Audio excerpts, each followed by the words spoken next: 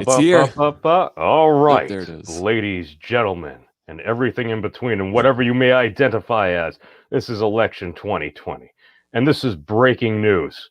The polls close in California, and California has been awarded to Vice President Joe Biden. Yes, it came as a shock to us all. Yeah, so we were just listening to another stream. It's like the polls close. Well, that's the thing. Once it closes, does this surprise anybody? I think some states are predictable, and California, I don't think is quite there yet. It could. I mean, the turnouts at those rallies and stuff in Beverly Hills were impressive, but I don't know if that think Dave translates Rubin to may an have popped election. by. I may or may not have noticed that it Yeah. may have been mentioned somewhere. I won't go into details, but all I know is I was an early investor in locals.com. By investor, I paid Dave Rubin $10 and he said my name on air. It's totally where I got the clip. But these things happen. Basically, as we were just talking, Chris, right before we went on live, it's like, all right, nobody really necessarily knows. It's very interesting. In my opinion, it kind of looks like President Trump is probably going to take Florida. He still seems to have a lead there, but you still have a number of places that have yet to report there. And this is the thing. And this is why I generally say CNN has the best coverage if you're actually trying to look at the numbers and everything. Am I the biggest CNN fan? You know what? I was a huge CNN fan. You know what? They still do a lot of good coverage, but it's just a lot of the personalities there. They just really seem to dislike the president. So to an unhealthy degree. That's it. This is my big thing. It's just as soon as you just start feeling hatred for another human being, it's also going to blind you. And this is one of the things. And I think it was like Van Jones. Some of his initial reactions last time was he's like, "This is a white lash." And you know what? They actually did have that segment where he went out there and spoke to former president people that voted for President Obama, and he's just like, you know what? I didn't necessarily know these folks existed. Because he really hadn't met all those folks. I mean, it kind of bothers me when folks use the term flyover country because it's extremely dismissive. And it's like, you do realize we're like the breadbasket of the world. Like this is where like our food comes from. If those folks ain't there, if we ain't growing food, we're going to freaking starve. So that's one of the big things. And it's just like everybody's vote matters. Because it ends up being a culmination. I mean, it seems like it doesn't necessarily matter. Then again, I happen to live in a blue state right now where it's like, I'm pretty sure once the polls close, people are pretty sure it was going to go to Vice President Biden. And that's also why I felt very comfortable writing in Representative Tulsi Gabbard. Because I like Tulsi. And I also knew that it really wasn't necessarily going to have an effect. Plus, we also had question 2 on the referendum. I was considering doing a video, but I was already running behind, and folks have seen far too much of just this, that, the election. To do another video, even when I was doing this, it's like, what's the point? People are inundated. They don't necessarily need to see it anymore. It's just like, I've said enough times, even like all my other videos and stuff. I did the little reasons why, in my opinion, I thought either Vice President Biden would win tonight or President Trump would have re-election. There were a number of reasons there. I meant to go on another friend's stream. He happens to be a bit more of a leftist individual, and he wanted to speak to me about how I mentioned that some leftists happen to be creating fascists, in my opinion. And that's fine. We'll have a future conversation. He was on for like 4 hours, and then I still try to do the workout and everything like that. It takes a while to run like 10K and do stuff and things. It's okay. It's okay. These things happen. But you were a poll watcher. I did the poll observing. It was an interesting experience in a couple of different ways. Go on. I liked the fact that you wrote in for a candidate. I thought that was a strategy that the Republican Party. I'm not a Republican, but I support them as far as Trump and some of the candidates and stuff. I think it's the better direction too. But suffice it to say, strategy they could have used and they didn't, which I wish they did, was to encourage people to vote for third party or write-in candidates. Kanye West, I heard a couple of people at the first. I think he got on the ballot in a couple of states, maybe not in North Carolina. So okay, there was one lady on one of the first days of early voting that she came in, and you get some weird characters at these places they send you for poll observing, and nothing wrong with them. They're just enthusiastic for whatever reason. Well, you get to meet America. it's like I said, it's a great experience. You get to learn a lot and see a lot of new stuff. And she was just, I mean, how do I vote for Kanye? I just want to vote for Kanye. That's all she wanted to do, and she was making it very known. And I thought, I was laughing at that. That was hysterically funny. But I think that it would have been nice to have people out there like meeting the voters and explaining, like, hey, you don't have to vote for these two. You can vote for someone else. That's a And very interesting wake tactic. people up to that. Well, The GOP could have done that, because who do you think they're going to, those people are going to be? They're going to be Biden voters who, in a city like Charlotte, North Carolina, there's a lot of black people and stuff that were negatively affected by policies that Joe Biden was involved with. So it would have been an easy way to shift those votes from Biden to a third party, which would have opened people's minds up to that possibility in the future, I think. So I wish they had taken more advantage of that. But the voting goes good. I think the issues that we're going to have is the fact that North Carolina has 9 days where they're accepting mail-in ballots that are postmarked by today. So it's not like people can just, oh, we need this number of votes on this area, fill out ballots and send them out tomorrow. If they're in the mail today and they receive them by the 9-day period. But I think that's going to be the part it must where be postmarked by November. Yeah, it's got to be 3rd. Election. Postmarked November 3rd. I think it was 5 o'clock, or I think I heard something about maybe they moved the time to 8 o'clock or something for the post office. But I'm just nervous. Not nervous, but I'm not going to relax until all that stuff plays out, because I think getting excited too soon. I'm enthusiastic. I'm confident. I mean, just look at the rallies and stuff. I think that's a big indication of the enthusiasm levels, and just hearing people's conversations through the polls. You kind of pick up a little bit here and there, and it may not be a direct, I'm voting for this person or that person, but you get a sense of what's important and what they're talking about with other people. And I thought you're getting an educated model. Yeah, I mean, just hearing people's reaction to like the people who were in the parking lots, for example, handing out literature and stuff. And you get some really aggressive people. You get some people which is whack job religious. There was a group of people that were literally telling people, unless Jesus Christ is on the ballot, do not vote. And I mean, that was an issue. They were on this other side of the road, so they were outside of the buffer zone where they couldn't do that. They had a giant PA set up, and it was quite a sight to see. But people were furious. And these are people that 76% in 2016 voted for Hillary Clinton. So it was, just reactions to stuff like that you pick up a little bit. You hear some people, you get to sense what people are feeling as far as that stuff. So I don't know. North Carolina will be interesting to see, but I'm still, just going to wait, because we got a ways to go. The fight's just begun. Right. And this is the first step. Now the lawyers get involved, the recounts, provisional ballots. Right. What ballots are we going to reject? Exactly. What ballots do the signatures match? This is well, my big thing, Chris, is like, is this a surprise? This is what they've been telling us for like the past week or two. I don't trust the polls. I don't, I try to just like, I'm going to do what I got to do, and we'll see what happens 2 weeks from now.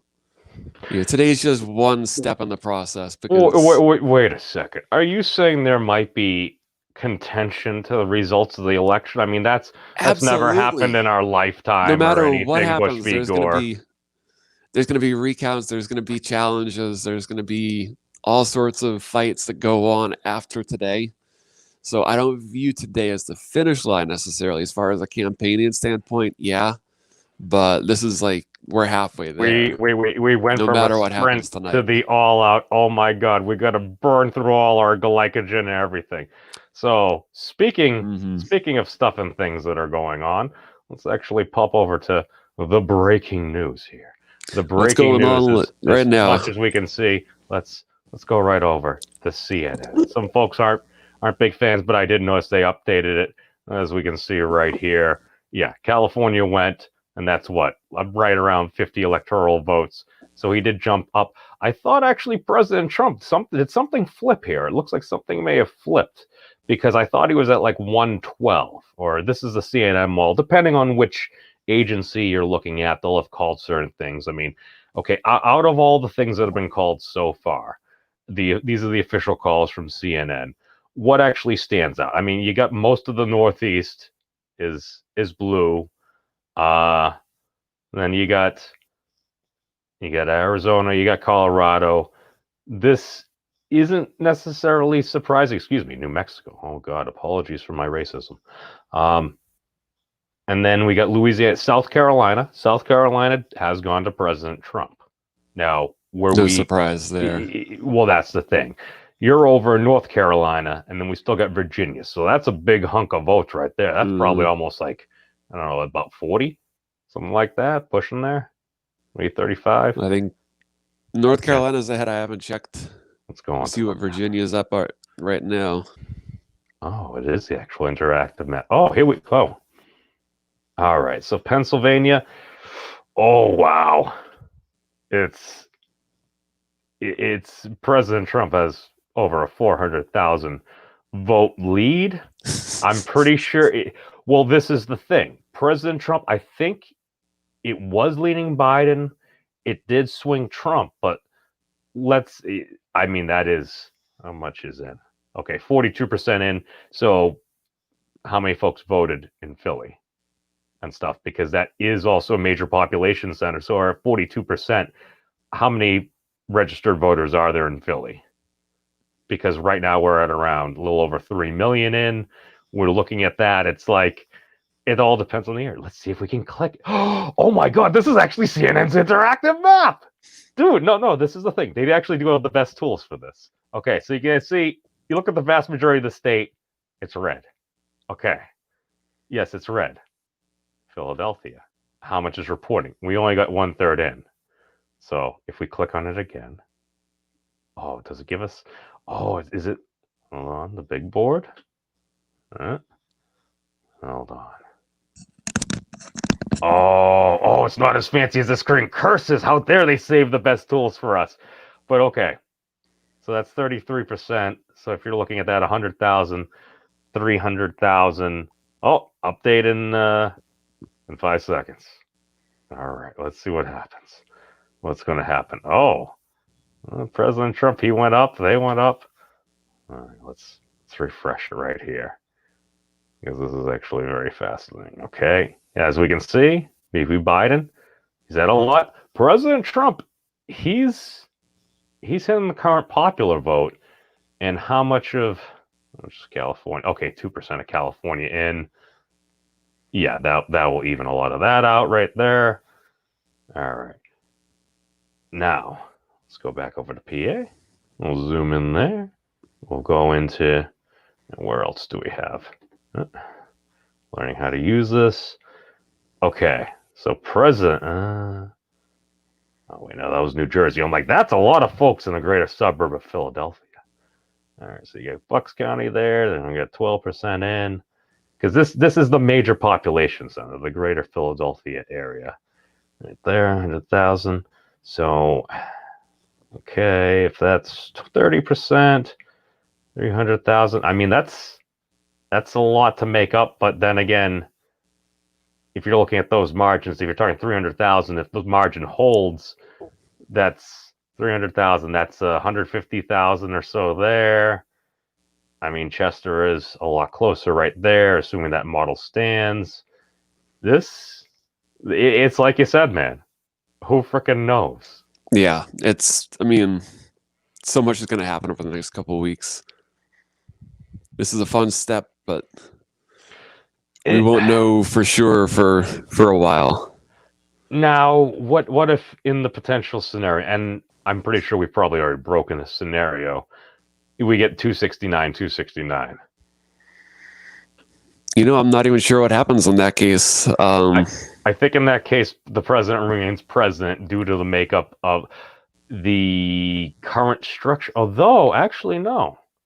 Is it the House? I think it goes to Congress. Yeah, I think it goes there. Yeah. So we actually might have President Biden. Because I think it works. And the crazy thing is, I think I actually remember this from House of Cards. Yes, I am referencing a fictional series that, well, let's face it, until what's his name?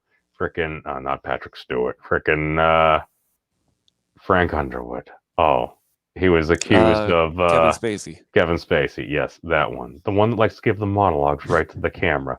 Yeah, before those allegations That and show him was making. good. So, oh, dude, it was an excellent show. I still haven't watched the last season after they I booted feel like it him was off. punishment that they took that over. They robbed us of a great show.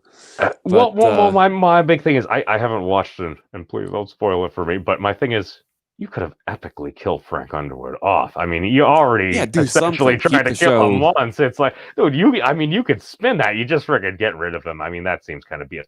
But in that, basically, what Frank Underwood did is he actually, spoilers here. Tune out if you have yet to watch House of Cards. It is he technically called up his opponent. He conceded the election, and then they went through, but then they ended up challenging it and everything. So it ended up going, and then they voted, and he wheeled and dealed, and then the individual states, they voted. Basically, I believe each state actually gets one vote. So as soon as he got the majority, he ended up becoming president again. His opponent was like, "You conceded, you dirty And all I It's remember from this dirty point, business. well, this is the thing. Politics seems to be a very dirty business. I It keep hearing is. this more and more. But then all of a sudden, I still remember when he met his opponent. He looks him up and down. He's like, "You're young, you're good looking, you got a beautiful family, former military and everything. If you were a Democrat, you'd be invincible." And I sit back and I'm like, is he wrong? I don't know. I don't know, because also Kevin Spacey at one point he said, he's literally like, he was on with Colbert and he's like, do you think, oh no, two quick things. He's like, all right, number one, he's like, do you think you ever go overboard? He's like, some days I'm like, I think we've gone too far, and then I turn on the news and he's like, we're effing nailing that shit. Number two, every time he would turn to the camera and give a direct monologue, he said there's actually one person specifically.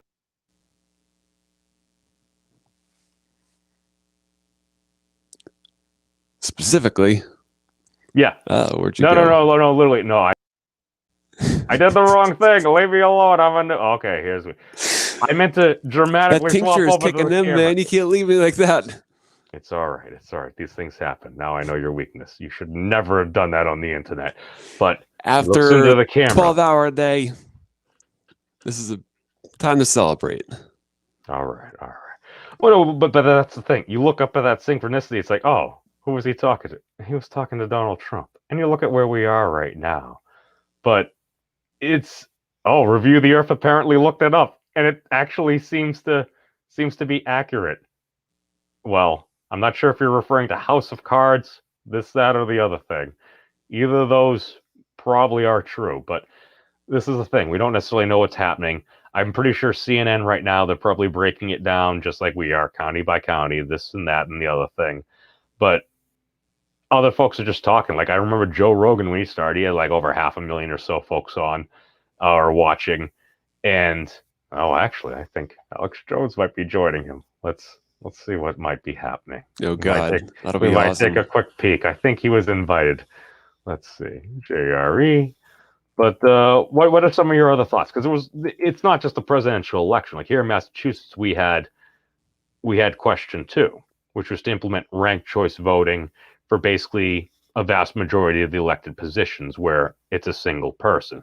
So whether it's senator, representative, or whatnot, I think it was something like school boards, and I think the actual presidential election, because you have 2 folks and stuff, it wasn't included in this previous one. But if that gets passed, and last time I saw the polls, it seemed to be right neck and neck. I saw advertisements for it, saw advertisements against it. I personally think it's a good thing, because if either the primary political parties don't give us a good choice, guess what? You got a third option that if it's actually viable, they could actually win. So we'll actually see what happens there. But, did they stop? Oh, dear. Oh, he stopped after 4 hours. Oh, Joe, he ain't That's a going long all stream. the way. Will they be back, or are they going? Is he going on InfoWars or? Well, see, I heard Alex Jones was invited. I have no idea. Oh, Okay, but you don't know for sure if he was on? no. Essentially, he has Kyle Kalinske and I think Mr. Dillon on, and it's pretty much like Kyle was saying the whole time. It's like this is going to be a process. It's exactly like you said. This is going to take several days just Yeah. because of the sheer amount of mail-in ballots that they have. Some Yeah. states start counting them before when they get them, and other Others states, wait until the day. well, that's the thing. If you don't actually start counting until the polls close, and Yep. you've got millions and millions of ballots, there's And you so got to much verify uncertainty. them. You know, I mean, I know that the rules aren't necessarily tight in a lot of states, but there's still processes they go through. So it's going to take some time. This is we're looking Got to at be this, patient, you know. and it's to get there. It's because even CNN, let's face it, they even put out a video earlier. It's like how Donald Trump can win. It's like, how dare you acknowledge reality? It's like, oh my God. It's like, and this is the thing, because with politics specifically, we get so caught up with just the emotion, this, that, and the other thing. And you see it happening and you see what it does to people. And it's an extremely ugly thing. But why does it happen? I have no idea. Yeah, Why big would money these things? and power. Well, the crazy thing that happens is I actually was listening to a stream earlier, and one of the individuals, she happened to basically be in with some of these things, probably maybe doing something similar to yourself. And I've spoken with other folks within the system, and basically we were saying like some of these folks that, like, even that person that's like, I'll get you this many votes for like $50,000 Oh or something yeah, like that. Now, I mean, you could say that that that is complete happens. election interference, or if you were to take the most charitable thing, is that a marketing pitch? Yeah, Because I ain't gonna lie. At one point, I had a failed marketing company. I considered resurrecting that shit just so it's like, wait a second. New Hampshire is technically a purple state. I mean, it could go red, it could go blue. When you actually looked at the difference, it was between 1,200 to 2,000 votes. I'm like, I used to yeah, do door-to-door sales. I used to be the dude that showed up after your ISP pissed you off. You swapped to somebody else, and my job was to win you back. And at that time, I'm like, I could probably pitch to the Trump campaign, give me $1 million and I'll get you New Hampshire. And the crazy thing is, if the numbers were that close, I probably could have trained a team of like 10 or a dozen people and given them the arguments and just like gone out there and just, what? Okay, you get 10 people, you pay them each like, I don't know, $2,000 a week. You can get some pretty good quality people for that. yeah. I mean, You it's don't have to tough. pay people. I mean, you can get volunteers who will just do it. If you can get them excited about it and make people want to be involved in Right. that way, We you can get but I mean, volunteers. if you're going to But commit you're your right. time, well, my The- thing is people got to survive and stuff. And this is yeah, why you see things like, even like with the Biden, excuse me, with the Sanders campaign at one point, what was one of the big things? It's like, all right, well, $15 an hour, but you're not paying them $15 an hour. exactly, because it didn't equate out to it. Mm-hmm. That was the thing. They had allowed so much, but it's like, rather than working a 40-hour week, it's politics. You work 60 to 80 hours. So you got to kind of be honest about that. So it's like, if you're going to, and especially if somebody, it wasn't necessarily during a pandemic, it's like, if somebody had a job and they're a great marketer and this is something they're passionate about, you want somebody that can actually maybe is familiar with the conversations and everything, just to maximize your effect. Because if you go around and this is what kind of bothered me about sales and stuff like that, just because very often there would be a script. I freaking hate scripts, man. It's just it they're ain't good me. to work. They're good to work by. You make sure that if you're making cold calls or something, Right. You figure out the most effective way to deliver your pitch to get the information you need to make the sale. But you don't want to sound like a robot is the key with scripts. You want to personalize it, make it something that's genuinely you.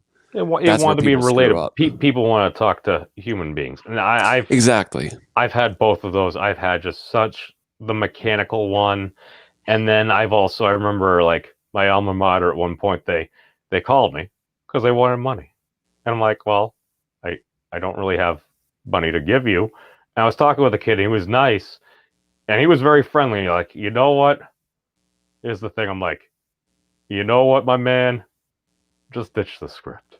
Talk to me like a human being. Yeah. It's like, so what's going on? What's happening? What's your situation? Talk to him for a few minutes. It's like, all right, I'll shoot you a few bucks. It's all right. Because you know why? Because you were honest with me and you didn't keep reading that freaking script, man. Yeah. The sheer fact you dealt with me, a human being, it's like, all right, I'll make it worth your while because I can appreciate what you're doing. I've done that job before. It is a freaking tough and often thankless job. You can make really good Just money rejection at it. You could, piled upon rejection. But people don't like being told no. Yeah. This is why politics is probably so contentious. So it's like, if somebody's willing to do the work, I'm willing to like help folks out. And that's why, like, my big thing is, it's like, all right, so you get a dozen people. Hell, you could pay them each like 50 grand. You spend like $100,000 on an office, supplies, stuff like that. I'm like, oh, you don't even no need wonder that in this people day do and this. age.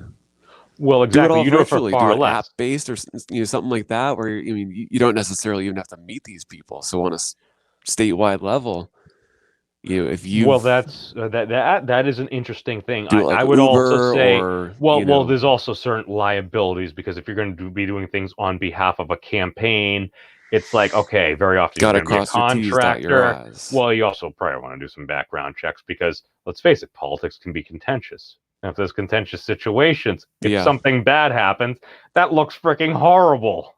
Yeah, you want to do it right. You want to protect yourself and make sure that you're doing it the right way. But the concept itself, I mean, that's exactly what it is. It's marketing, it's sales, and it's absolutely what you're talking about, putting teams together, sending them out to knock on doors, make phone calls. That's what they do. And that's what the GOP and the Trump campaign do. But there's other ways to get involved too. I mean, we've seen the social media attention that these rallies that people do on the side of the road. That's how I got started with this stuff. The car parades, that stuff. There's ways to do that marketing, and it's time to evolve. It's it's not something that you can only do the door knocking and phone calls, which you can, and it's good to collect data, get a feel for what people are concerned about or what their reaction is to certain events or situations in the campaign. But it's sales, it's marketing, and as long as you know the laws, follow the laws, and don't try to push that boundary and like literally buy votes. I mean, here's what down here, what I experienced was food trucks and people giving out food and music, and the way they draw people to the polls, and they know where people are going to vote certain ways. So you pick out the zip codes and precincts and that create a magnet there. I am actually different forms of marketing. I am a proponent of generally. I like the idea of universal pizza at the polls. This is the thing. It's like most folks like pizza. I like pizza, and it's like, if you got somebody, it's like, well, why would you go vote? It's like, well, it's a pizza party. I'm there, dude. Well, this is the thing. And I remember when I was with the XX Mrs. Memes at the time, she followed the three major campaigns. She followed Secretary Clinton, Donald Trump, as well as Gary Johnson. And then one morning, she got emails from both the Trump campaign and Secretary Clinton. The Trump campaign was like, we're having a pizza party over in Littleton. It's like, oh, that's nice. And Secretary Clinton wanted money. Yeah. I mean, I'm sure that is one of the big things. And I remember President Obama, I mean, he was heralded for putting together the email list and everything. It's like, that was a revolutionary thing back in 2008, getting like all those people's contact information. And that was still a great achievement. Marketing. Exactly. But now with social media, I mean, it's a totally different game. I mean, it's still great having those contacts, but in some ways, I think it's diminished that power. Yeah, you have that contact in a different way. You're reaching the same person, but you're just reaching them in a. I mean, I get the emails, and you eventually. President Trump has a reach of 80 million, and it's always gonna. You're always gonna see it if you're on Twitter. Yeah, and I mean, it makes sense to escape. That's the thing. So yeah. So what I'm hearing, Chris, it's all sales. This is the thing, and whether you love Donald Trump or you hate him, it's like the man is a marketing genius. I mean, you Yes. can't deny that. I mean, that's what he was in. I still remember going by one of his properties that he had leased out his name to down in like Fort Lauderdale. And walking by, I was told it's like this was built. The every condo was like 1.2 million, maybe up to 1.6 million dollars. I walked by during the recession, and out of like a 300 something car, like just underground garage, I think I literally saw 5 cars there. And this was during the winter in Florida. I'm like, the occupancy was absolute crap. And I actually remember, I think there was a gentleman that had purchased one of those properties in CNN. They had brought on, he's like, I bought this for however, like $1.4 million or something like that. And was only worth 600,000 at the time. It's like, you invested in real estate. The market tanked. I mean, I did dabble in real estate. It's like those things happen. It sucks. I mean, it usually goes back up, and it's like, to be fair, President Trump didn't even own that. He just leased out his name and design. How smart is that? All the upside, none on the downside. Well, that's the thing. And we'll take a look here and just keep update the little mapsy here. All right. So what do we have here? Okay, so as we can see, okay, yeah, the popular vote last time we checked, President Trump was up by like, I think 2 million. We probably have some more coming in from California. Let me zoom down here. All right, California now we're at like an extra 20%. Okay, you got like an extra 3 million votes right there. Okay, that explains the flip there of about 3 million. President Trump has gone up to 114. Joe Biden holds steady at 192. It's 270 to win. All right. And what else we got? It's all right. We're looking at all these different. How do I make it work? Oh, there we go. Texas. This is very interesting. Yeah. Texas was actually leaning blue for Joe Biden before. So, all right. So we got Houston. All right, 82% in. So it's probably not going to shift it hugely. I got 70% in, so if we get an extra 30% of that, all right, so that's, I mean, that's maybe an extra, not even 100,000 votes, assuming margins. We have no idea from Colorado County. That's cool.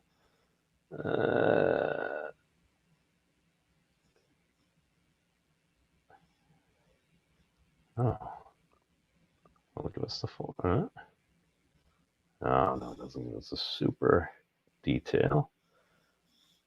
And get the exit polls here. Let's see what it says. All right, Dallas Fort Worth.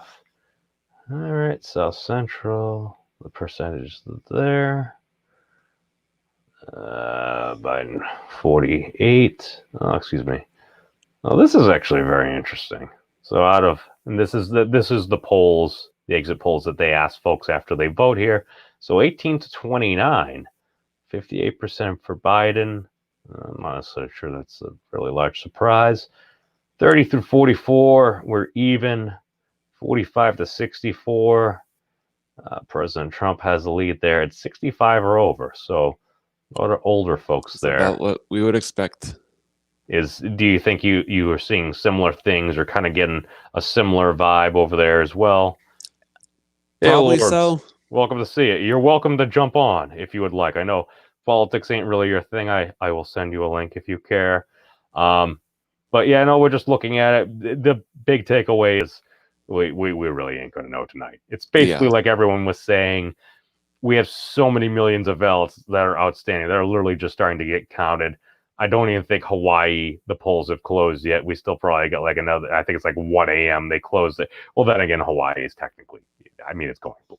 That's not much my of a opinion. contest there. Well, it's the same thing with Alaska. It's like, these are just, unless you have a major statistical outlier, you're probably not really going to see a change here.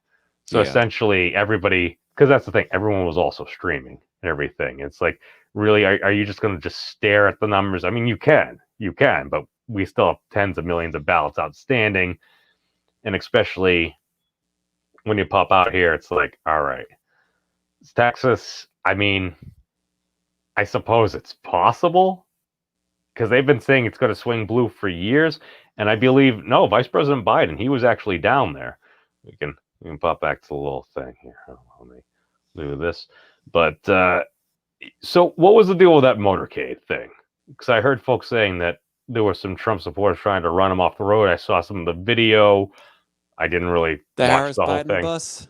Is that yes? What happened down there?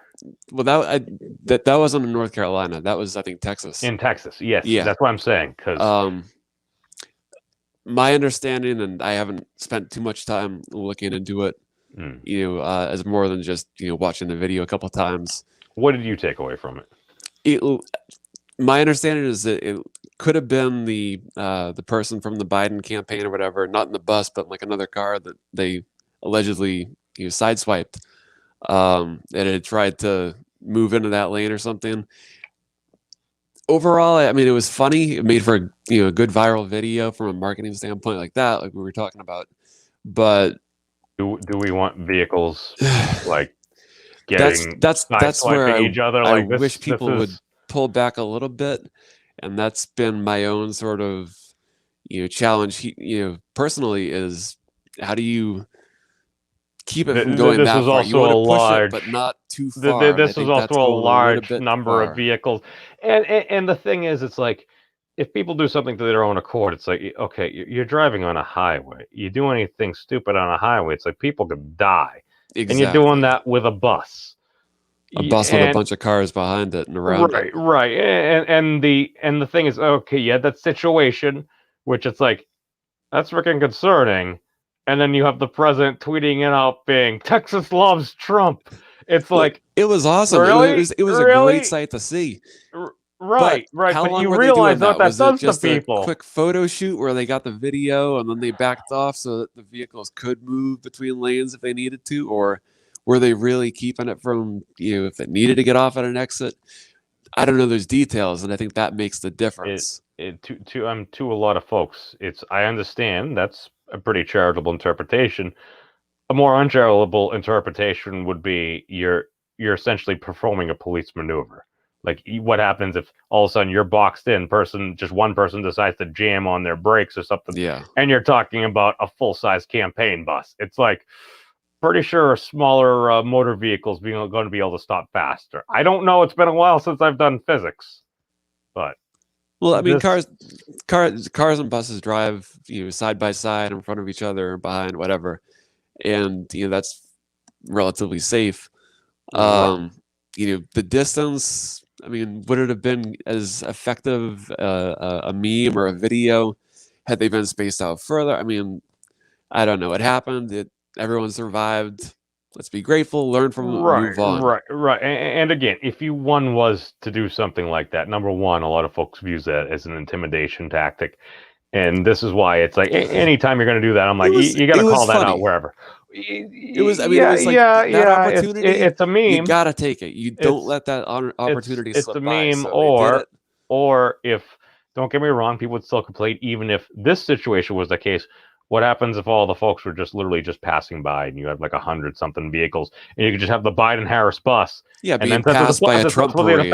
Well, that's the thing. Exactly. You could literally have 100 vehicles and that could send a statement of its own, and you don't literally need to be boxing in a however many ton Here's bus the thing, though. With the candidates in it. If you plan it in advance and you think it through like that, that's great. But I think opportunities like that, sometimes they just happen, and it's like, you don't have time to think it through and figure out, oh, well, is there maybe a better way to do something? Yes. If they were driving, I don't know, were they just driving along and they happened to it might have been. I mean, they had a lot of flags. Organic. There may have just, I don't know, maybe they're grabbing an ice cream or something just out there, because Texas has some very warm weather. I love ice cream. I like warm weather. It's like if I happen to have a Trump flag and I had like, I don't know, a dozen or so other folks that happened to have like up their Trump flag, maybe it was a rally and ice cream. I don't know these things. I mean, maybe it was, but it's like, okay, why would you do this? It's like, okay, you're going for the meme. The president's going to love that stuff. And the thing is, the president reinforces, but to take it 3 steps back, so I realize I delved into the thing and I'm cutting you off right here, is Joe Biden was in Texas. he was spending some of the last days of the presidential campaign in Texas, and I think that might be telling. Your thoughts? We'll see what happens. I don't know. Well, this is the thing. It's like the sheer fact we're actually talking about Texas potentially going I blue. think I that's mean, optimistic talk from the Democrats. totally. I don't think it's going to happen this time around. It could. I mean, stranger things have happened, but I just don't think that that's realistic. I think that's potentially manipulated polls to kind of influence it to go that direction, but not an accurate reflection of what the people actually feel. Well, that's the thing. And then also, if you're looking at, okay, where are the votes? You still got several thousand votes, 87% and 95. Where are these smaller ones? Or, okay, we don't even have anything from there. This El Paso. El Paso is a fair number of votes. It's like, okay, I mean, I don't, he's not making up with El Paso. And that's the thing. It's like you have smaller rural counties where very often it might take longer periods of time. Like, where's Fort Worth? Oh, there we go. Fort Worth. That's a large amount. President Trump is edging out VP Biden there as well. So it's like my general reaction is I'm pretty sure he's gonna take it. But apparently more folks voted mail-in Texas before the election than in total voted last time. And I think that's something right there. Because of the level of engagement. I mean, I don't know. What else? What do we think? Because according to this, let's refresh again. We don't even have Alaska or Hawaii technically covered because I don't think the polls are closed, but it's probably not going to surprise anybody.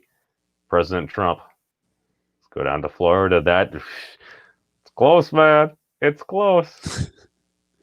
Well, hey, man, my battery light's going off. I haven't had a chance to charge my phone since I got home, so it's probably going to go off pretty soon.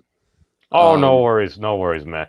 You know what? If you're going to be streaming for a while, I might pop back on and grab some dinner and come on back. I just got home not that long ago and just kind of catching up and unwinding. So if you want, I don't know if you're planning on being on for a couple hours or what's your election night? My initial thoughts is I was going to do a whole bunch of stuff, and then things just took longer, because it's like, okay, maybe we'll shoot for 8 or 9, and then it's like, all right, let me finish my workout. Let me actually go grab some food, this, that, and the other thing. It's like, what's really going to happen? It's like, well, everyone's also been saying we're not going to know election night.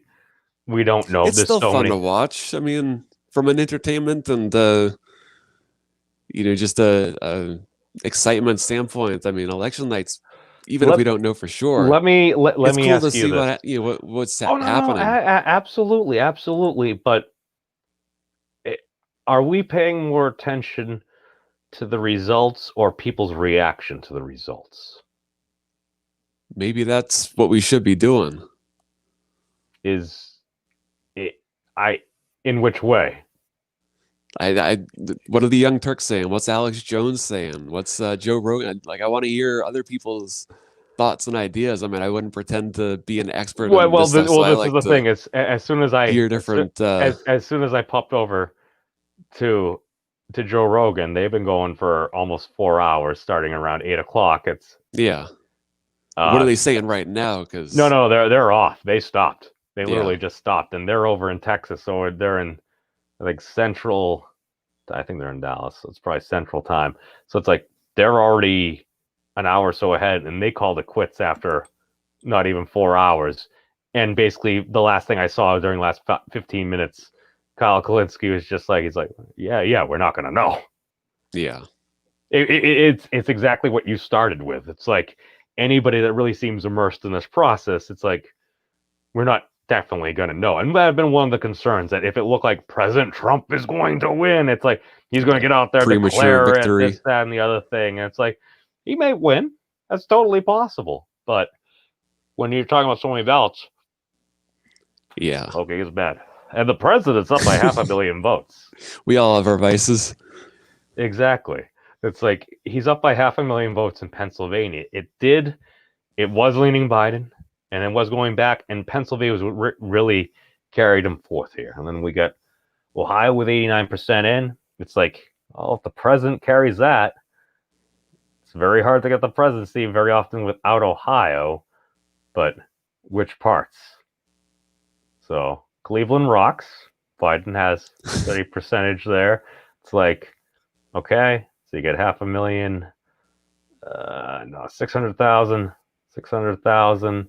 You get another 20%. It's like, okay, he can make up, I don't know, with those margins, maybe like another 80,000. You get 89% there, 93% in. How are we doing in Columbus? 87%. And that's the thing. You look around a lot of these population centers, very often ends up tending to be very blue. A lot of the more rural areas happen to be more Republican. My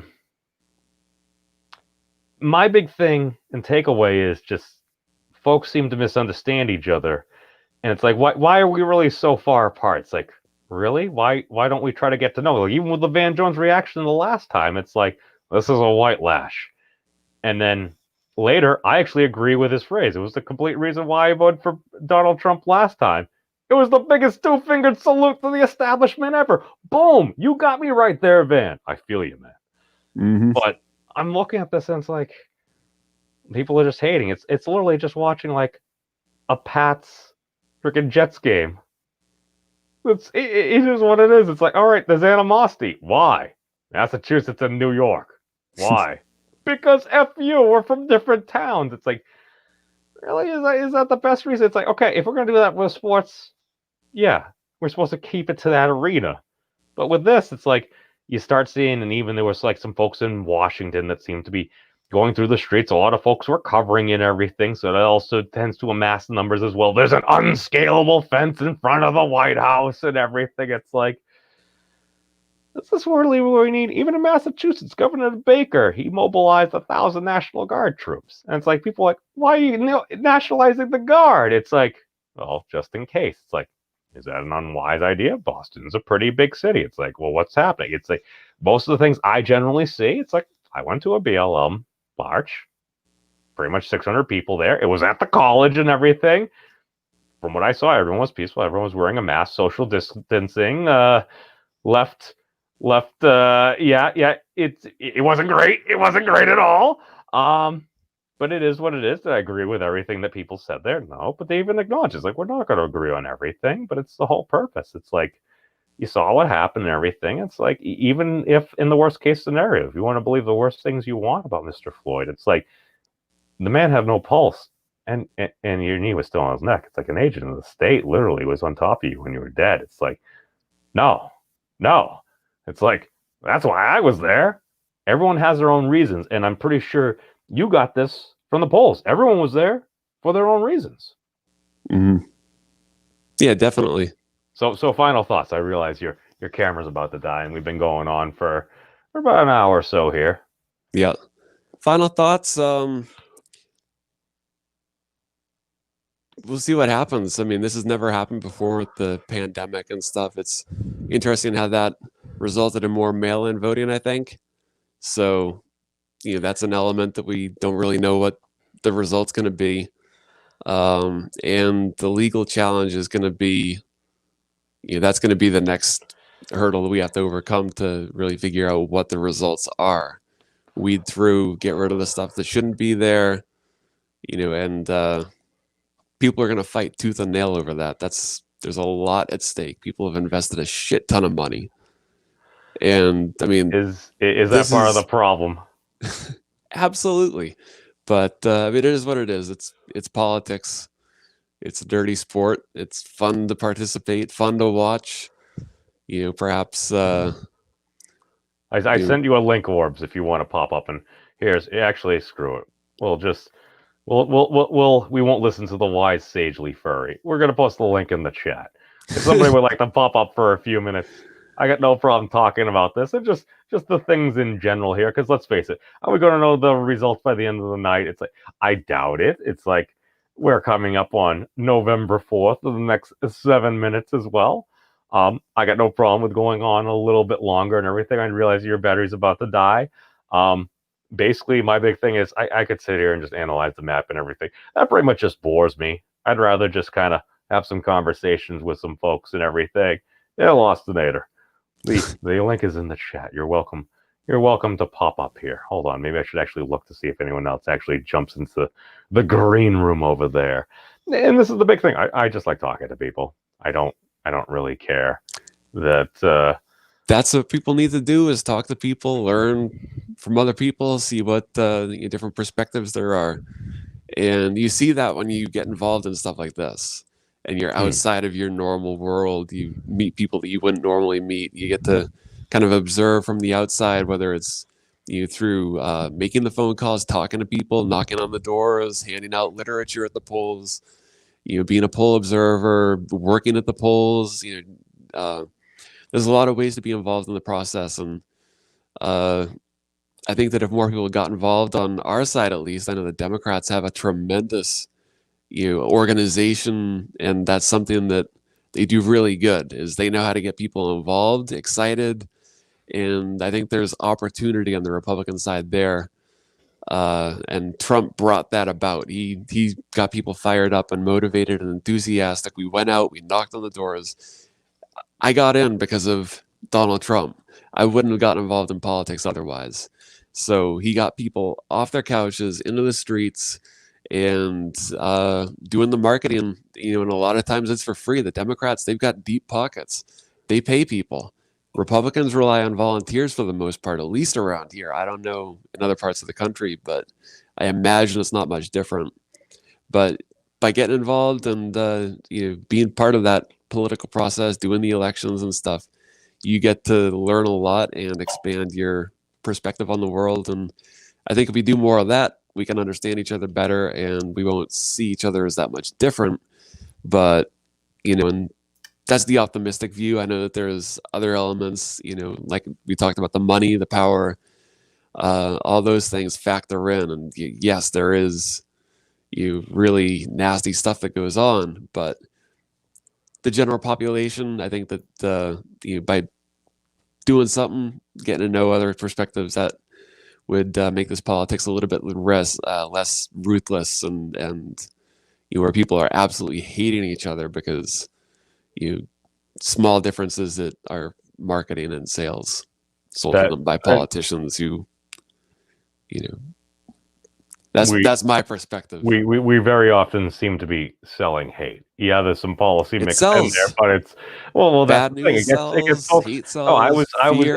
Well, this is the thing. I was even emotions. I was listening to another chat as well, and there's a bunch of folks that are pretty well knit, and it's like listening there. Somebody sent a super chat, and all of a sudden it's like it happened to be more of a pro-Trump stream.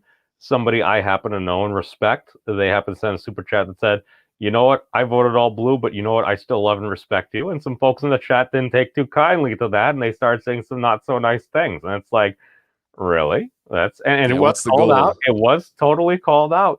But that's the thing. It's like, and especially if you're in a chat with like a channel or something, and if your big thing is you're doing divisive politics, and mostly what you're putting out is basically just rage candy, it's like, yeah, if you eat a whole bunch of candy, it's probably going to rot your teeth and stomach. It's like if you put on a whole bunch of like rage political stuff, you know what? I think it's might have a similar effect to people's minds. Just my opinion. Hey, Lostinator, welcome. Feel free to jump into the talk of politics. Hello. So you guys were talking about, just this, I guess more like the negative part of just like people and just in this election. I'm kind of going to bring this up here. People on Twitter and just social media in general. I don't know if you guys touched on it yet. But man, it's bad. Like I would even go as far as say it's toxic and it's around this time of year that you really could tell people by like their true colors just by the way they react. And it's based off the election, especially with celebrities. Now, some of them, are actually funny about it, but at the same time, there's also those who try to use their, I guess, fame and such to politically motivate or to give like more of a motivation to vote for the obvious one, the more popular person to go for, because if you go for the other person that's not necessarily popular with a lot of people, then they get attacked. So it's one of those situations where in my eyes, I see it as more like some of them and I'm not saying this is 100% true, but I have a theory that the only reason why they're saying they're voting for that person is because the fact they just don't want to get attacked. Wait, are you saying people would lie for their self-interest? You know, we've seen it before. I find that hard to disagree with. It's you don't know, dude. I feel you, man. And this is one of the things that really bothers me, and this is why very often I might be kind of a stick in the mud, and I don't necessarily get as much traction because let's face it, I put out 2 videos yesterday. It's like 5 reasons why Joe Biden will win. I gave some reasons, and there are people that disagree with me on a number of reasons. That's fine. And then I put out a video. It's like 5 reasons Donald Trump will win, and you know what? There are people that disagreed with certain reasons within there as well. And that's perfectly fine as well. My big thing is, you know what? I'm kind of agnostic. Do I have a preferred outcome? Sure. But then again, that's my opinion. I look at what a lot of other people have experienced. Like you were saying, it's like everybody has a reason. I mean, Chris was saying that he was working the polls earlier and he would overhear a lot of things. And occasionally you get a person that just comes in and they're just like, oh, I heard I can vote for Kanye. How do I vote for Kanye and stuff? And you know what? Hey, that's the reason why that person's there. Power to them. The big thing that I think is really important that we can take away from this is we're likely going to have the largest turnout in election history. And I think that's a good thing because I think the more people we have voting, we end up solving more of these problems because more people are actually heard. And the more people are heard, you know what, we get a better model of what actual people think. And just because somebody votes one way or another, does that mean that they love the person? Let's face it, last time a lot of folks voted for the current president. Why? Because they didn't like the other person. And a lot of folks that voted for the gentleman, they didn't really love him. They're just like, you know what? Even the gentleman I interviewed he was protesting down in Chelmsford there. They were having basically a rally for the president there. I went down there, I spoke with him. He was willing to go on camera. I got mostly a lamppost in the shot because of like social distancing. I'm trying to kind of stand like this and there. And to be fair, I love that video. It was a good conversation. He offered to wear a mask. Hail Thomas, welcome, my friend. The link is actually in the chat in case you want to get in here. Oh, for a quick update, we can go back to CNN just because I tend to think that they do have the best overall coverage. Let's pop into the map. Let me refresh. I'm going to pop off. All right, man. Hey, thank you for joining us. You got it, man. Thank you for having me, and I'll talk to you, I'm sure, over the next couple of days, and we'll see how this plays out. I'm optimistic. I think it's going to turn out good. Like we were talking about with the marketing and stuff, Trump had a great ground game. So I'm confident and looking forward to see what happens. It's going to be an interesting step in, I think, election security as well. Hopefully we'll go towards a more efficient and effective way to get more people involved, leveraging technology and all the stuff we've got at our fingertips in 2020 and beyond. So, but we'll talk more, and thanks again. Have a good night. All right. See Be you guys safe, later. my man. We'll see you. Bye-bye. All right. So as of now, according to the CNN projections, Thomas, Vice President Joe Biden is at 205 electoral votes. President Donald Trump is at 114. Now, this has been updated as of 2 minutes ago at 12 a.m. Eastern, November 4th, Eastern Standard Time. As you can see here, they have the little tracker down there. And then when we actually click on the interactive map, hold on, let's go over here. Because the big thing is this isn't just the presidential election. There's a lot of other things going on here. So as we can see right now, Senate control. The Republicans seem to have an edge out as well. Because Republicans already controlled it. There are a number up for debate. So basically, in order for the Democrats to take control, they need 9 remaining Senate races. Republicans need 3. The current House control, it seems like, well, every 2 years. This has been 2 years. Oh, Republicans just ticked up to 144. So this is another important thing because depending on how things go, even if Joe Biden wins the presidency, if all of a sudden the Senate remains in Republican control, which it currently is, I believe they have a 2-seat majority. We also have the House, which is currently under Democratic control. if that actually happens to flip, you can have a Vice President Biden, but how much is he really going to be able to get done outside of maybe executive orders versus if there's a Republican-controlled Congress? And this is the thing, because one of the reasons why President Obama was able to pass the Affordable Care Act is because he essentially had a supermajority. He had control, or at least the Democrats did, of the Senate as well as the House as well. That gives you an immense amount of power, because let's not face it, Congress is the legislative body of these United States. See, I feel like I'm giving a lecture or something like that. God, I'd love to be a professor. I ain't qualified at all for that, but I love talking about this stuff. Oh, hail. I see you there, TK, as well as the tribal chief, Deshaun Wiggins. Welcome, folks. Welcome. But this is the thing. We're looking at what's going on, and there's so much more going on. We also have a number of ballot initiatives. Oh, actually, that reminds me. Let's pop over. We'll indulge myself as well, because there's also Proposition 2 in Massachusetts. Let's go over to Massachusetts. That's the ranked choice voting one. So hold on. Okay, Biden wins Massachusetts. I mean, it's not really a surprise there. It's like, well, my vote will be counted in the next few days. Why? Well, because I wrote it. I wrote and represented Tulsi Gabbard because I like Tulsi. And she earned my respect when I went to go meet her up in Manchester, because at one point she was coming out doing the whole thing. I slightly reached out my hand to her after she'd walked by. She slightly awkwardly came back to shake my hand. She earned my respect right there. It was a little thing, but I'm like, oh, she also seems moderate. She seems quite progressive in a number of things that I don't think are necessarily a bad thing at all. Yeah, and she's actually watched her moderate a fairly tense conversation about some of those very strong pro-2A, as well as an individual that's concerned over the safety of our schools. It was like, oh, there was an adult in the room. I can respect that. Let's go over the state overview, Massachusetts, basically, because they have ranked choice up for discussion there. All right. The House. All right. It's probably, well, let's see, ballot measures. So we'll go to Massachusetts. Prop. I swear I'm terrible at spelling.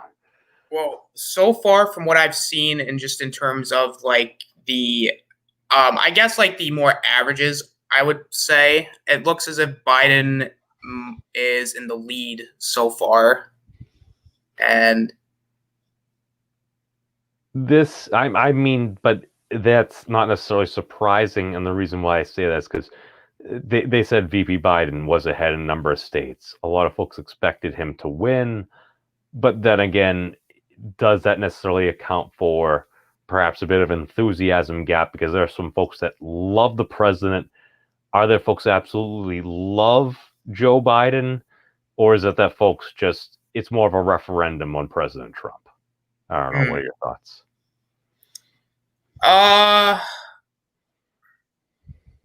It's a referendum. I mean, it would have to be something like that. And I'm kind of going by just the whole, just social media stuff and everything. I do think that in terms of the voting in general, I suppose, I just think that a lot of it also comes down to just more.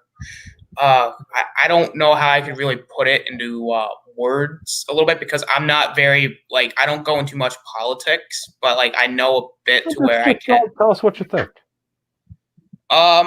In terms of like just everything, I feel like Biden, because again, I'm gonna kind of go off on a little bit like unrelated something here, but it also comes down to the aftermath of everything. And I think a lot of people are also kind of worried about, like, so if one side wins or the other side wins, it's going down to where they're also going to vote for, better in the long run. And they look at both sides and they go, okay, is this person going to be able to do this, or is this person going to be able to do that? And I feel like that a lot of it is influenced because of that, and also the Electoral College. Right. Basically, what's the person actually going to do? How is it going to benefit them? And this is people tend to act in their own self-interest. I mean, this really shouldn't be surprising. And welcome to Sean Wiggins. Thank you for joining us as well. What are your thoughts on the 2020 election thus far and what we're seeing? This is getting good. You know, been watching. Biden supporter. I want Biden to win, but different story. But I think it getting good. It getting good. I was watching just a minute ago. I got kind of bored and see y'all. Seeing y'all watching. You know what? Let me go ahead and join. We talk about politics. You know what? Let's join. I'm Right. gonna join. Well, this is my big thing. It's just, and Austin was just talking about this. If you just go onto social media and start talking politics, it really just seems so very toxic, so very hateful and everything. Oh, And yeah. somebody disagrees with you. And that's why I like going on here with folks and just getting folks from all different perspectives. We had Chris from North Carolina on earlier. He happened to be supporting the president. He doesn't happen to be a Republican. He was down at the polls there. And he's like, everyone was there for their own reasons and everything. But I think we can actually have more of a proper discussion. My big thing is I want to make politics great again. At least like the old memes, like Socrates out there in the town square, he's arguing. People are like, no, you're wrong. But they were arguing the ideas. They weren't just saying you're evil. Well, even though they convicted him of like being evil and corrupting people and sentenced him to death. But then again, I mean, that's why he drank the hemlock and stuff. But my big thing is, can we avoid that? Because, dude, we've got like over 300 million people in this country. We're the richest, most powerful nation in the world. If we actually cleared the cachet of hatred from our heads and hearts, man, dude, we could do freaking almost anything. We're getting ready to go to Mars.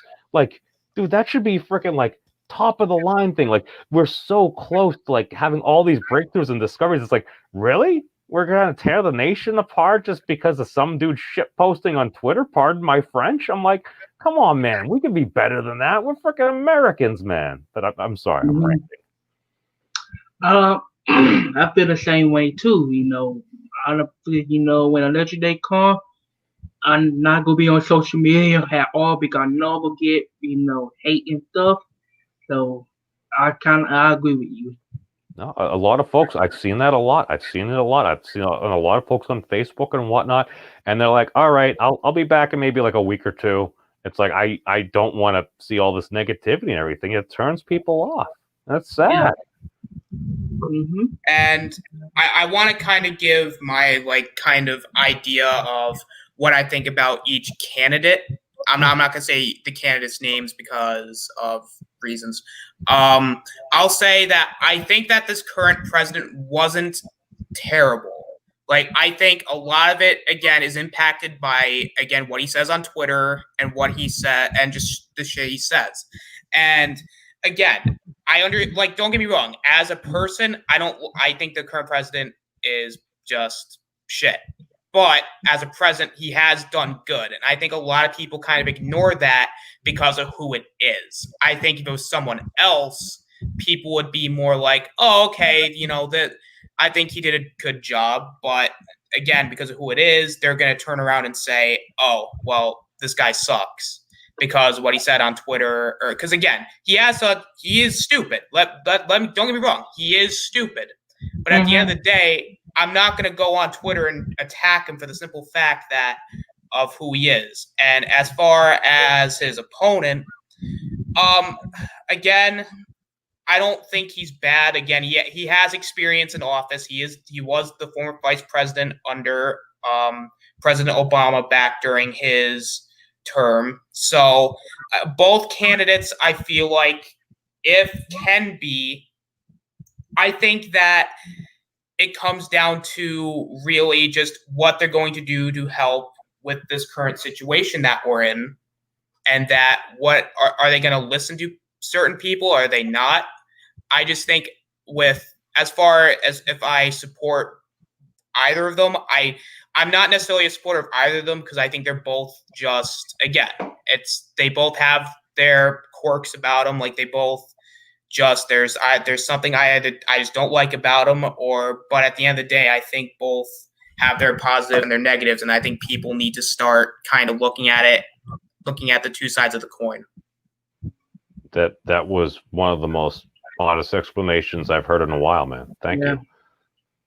And this is one of the things, because I feel a lot of the way that you do, and I happen to publicly disclose it. It's like, and the thing that bothers me is, and I respect you for doing this, is you didn't say either of those candidates' names, and there's just something about that being on the internet. As soon as you start naming somebody, it doesn't matter if it's a presidential candidate. What if it's another YouTuber and stuff? That is how a lot of fights start, and especially with politics, it gets so contentious.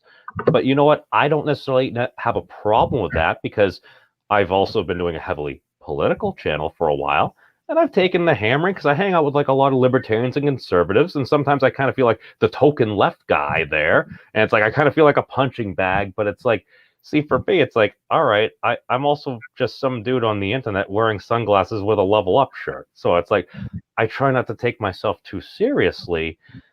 But I look at it and it's like, okay, there's mean words on the internet. It's like, I have been on the internet for a while. I've seen a whole lot of mean words and stuff like that, being on forums and stuff back in the day, the old flame boards and the snake boards. So it's like, I've been around that for, I don't know, going on like 20 years or so, since AOL in the 90s. Oh God, like a quarter century. I'm feeling old now. But the thing is, I'm used to that. I realize there are folks voting in this election that are just turning 18 that all they've ever grown up with, they've always known social media.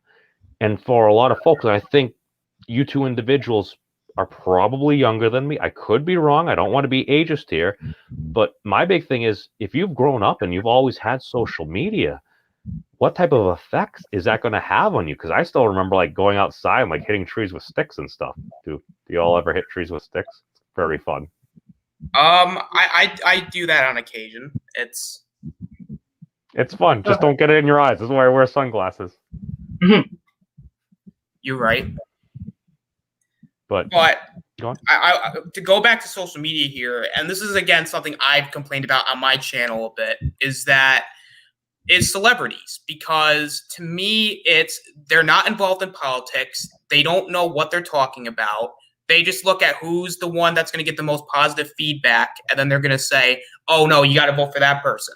And then they get shit on by people who just think that their opinion's wrong. And I want to give a couple of examples of this. I'm not going to say their names because I'm not going to put anything, but I'll just say, acknowledge like what they did. Or like there was this one actress who, I guess on her social media, I don't know if it was like Instagram or whatever, who was basically saying, "Oh, you got to vote for this person." And then she got basically attacked for the simple fact that she was politically motivating people, or that there was accusations of that. And then you have another person who's on Twitter, who's a well-known celebrity, who basically, again, he does this every single day. And then this is what gets tiresome, is when you do it every single day, and it's multiple times a day, and you're attacking a candidate because reasons, like they don't really give full explanations. They just say, "Oh, that person." To go into, because you were talking about that you had a theory about this earlier, and I'm actually going to steel man your theory a bit here. And by steel man, I mean I'm going to provide additional evidence, in my opinion, that supports it. I came out with 2 videos yesterday. One was 5 reasons why Joe Biden will win the election, and the next was 5 reasons Donald Trump will win the election. And I gave certain reasons, and people disagreed with me on both videos, and that's perfectly fine. But the thing is, I'll just put it this way. One of those videos did far better than the other one. I won't tell you which one it is. You can check if you want, but I think a lot of us could guess. And just in my opinion, going on what you were saying, depending on what platform you're on, depending on who is consuming the content, one might be more popular. And very often with social media, if it's more popular, that also means more moolah. I don't know if this is the case, but I feel like that might be a bit of an influence. What do you fellas think? No, I mean, I could absolutely see them just being, I wouldn't say they were being paid off. I think a lot of it, yes, money could have something to do with it. I know, I'm just saying views and like retweets and folks potentially supporting you on like Patreon, this, that, or anything. And by the way, this broadcast is made possible by viewers like you. Shout out to my patrons, Joe Franco and Dave M. Sorry, ShellTube. Continue. No, that's perfectly fine. But no, I mean, I could definitely see that being like kind of an influence. But I don't know. Like, I think that it's possible. I'll just say that it's very, very possible. Mm-hmm. What do you think, Deshaun? I agree with 100% y'all saying because you know people here they I'll go ahead and say that I care what people think, okay, and I don't care who you vote. I don't care you vote for Trump or Biden. I respect people's opinion, but for you come, but I had this text message today too, but like who you gonna vote? Vote for Trump, vote for Biden. I said, okay, I vote for Biden, but I also think Trump. I also got chance to see Trump winning because the people love Trump, people love Biden too, and stuff. And I'm not that kind of guy who talk about like politics, anything. I don't talk about politics on my channel either. But politics is, when I talk about politics on my channel, people might get mad at me. And so that's why I never talk about politics or anything. But I 100 agree with y'all, what y'all saying. I feel you, man. And this is the big thing, because while I may talk about current events and politics more than a lot of YouTube channels, this is the thing. It is important. People do care about these things, and it is highly important. And we are joined by the legend himself, the Guilt Man. Thomas, welcome, sir. Hail, sir. How are you? I'm doing all right. We're just having a friendly chat about politics. And thank you so much for joining us. And what we were just talking about, just to quickly finish up the point, responding to what Deshaun was saying, is just very often it becomes very, very hateful. Mhm. And this is because people care greatly about this. Even folks that don't talk about this on a regular basis, people pay attention to it. Everybody has their own opinions. And this is the thing, whether you're talking about Democrats, Republicans, or any other party or group, or just an independent person running for office, it's like everybody has their reason for how they vote. You're 100% right, but I think the difference that separates people is the right to not the right, sorry, to just accept that the person doesn't vote like you do, and to still be social or still be civil. Like you saw John Talk's stream, when you were hanging out there earlier. I sent a super chat just saying I voted blue all the way down, and I did. But at the end of the day, I will still have respect for those who choose to vote red. And then you saw the hate coming.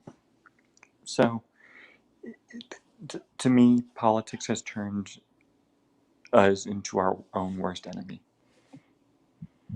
Oh, I agree with you, man. This is something, I'm not sure if you were here at the time, but I didn't mention names or anything, but I had actually given that example earlier when my buddy from North Carolina was on, Chris. And I just shared the quick example that you had a pretty close-knit community on a larger channel there. An individual happened to send in a super chat saying that he loved everybody there. He happened to vote blue, but you know what? He loves and respects everybody no matter what their choices. And he got hate for it. And that's not cool.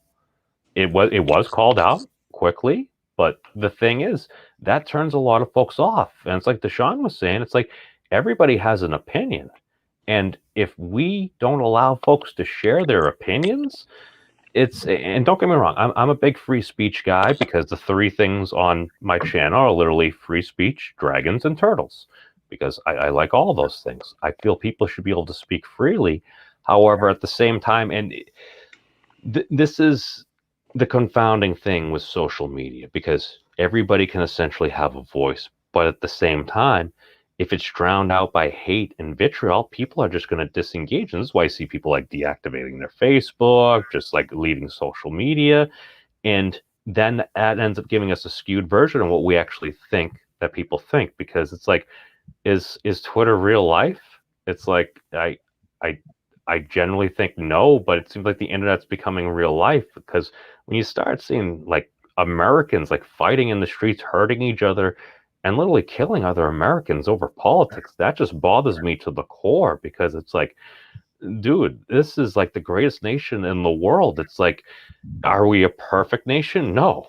Is there sin within the past? Have we made mistakes? Yeah, we're all perfectly imperfect creatures, but we can do better. And our founders, all the hardworking men and women that fought for things over the years, we were given the foundation to create a more perfect union, because people knew that we're not perfect. We're human. We all have fallibilities. And you know what? We've made mistakes, but we have the ability to make them better. And that's what gives me hope, because I believe most folks are good people. And that's the general vibe that I've gotten from everyone on this panel, from what I know, even if it's just a limited experience there, because we can truly do better.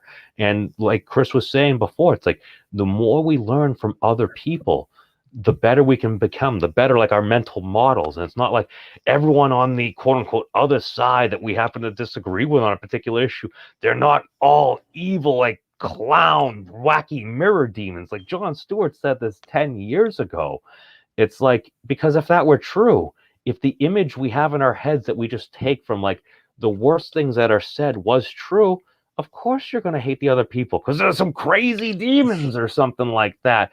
But it's like, I doubt that that's the case. It's like, are there folks that do terrible things on many sides? Yes, that is true. And I think we need to acknowledge and call that stuff out.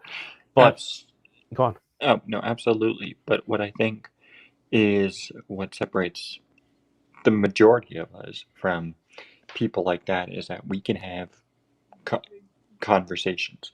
We can have, you know, really good conversations, and where we butt heads, but at the same time, we're still friends.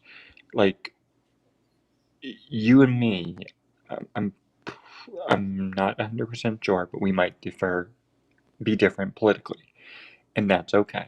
At the end of the day, I will still have as much respect and love for you as I did before.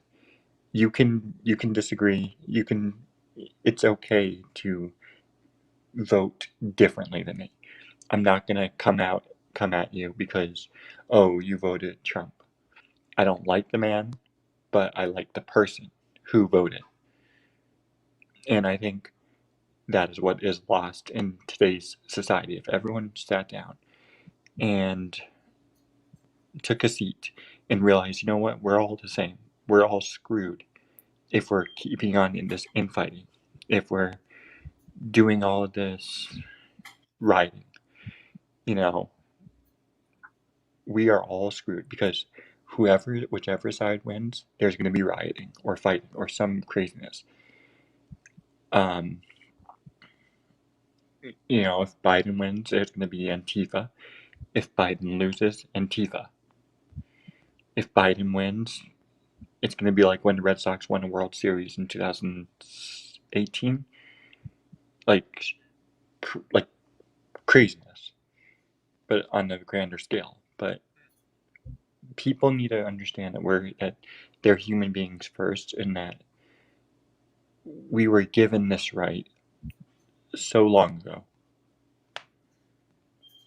Right. No, that's the thing, and I think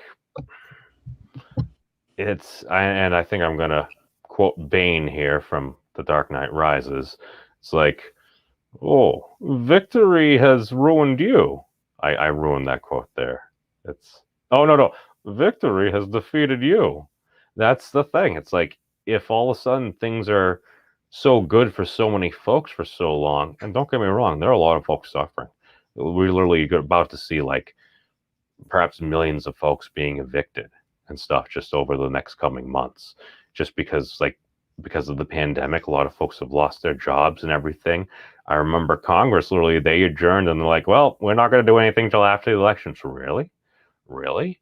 Because my big thing is, okay, if somebody loses their job, and you know what, a lot of folks happen to have unemployment and stuff. I remember at the time seeing Andrew Yang during the beginning of this pandemic tweet out, it's like, oh, I feel bad for anyone that's looking for a job at this point. And at that point, I'm like, oh, I happen to be one of those people.